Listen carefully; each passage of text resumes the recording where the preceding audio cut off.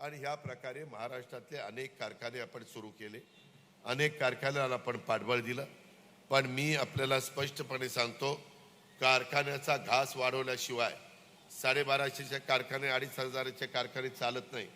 आता निफाडकरांनो, कारखाने 5000च्या पुढं, 7500च्या पुढं, 10000च्या पुढं, आमच्या काही भागामध्ये 15,000 मेट्रिक टनाचे, 17,000 मेट्रिक टनाचे आमच्या बबनदादा शिंदेंचा तर कारखाना जवळपास आज दोन्ही कारखाने मिळून ते 17-18 हजार मेट्रिक टन क्रशिंग त्या ठिकाणी करतात.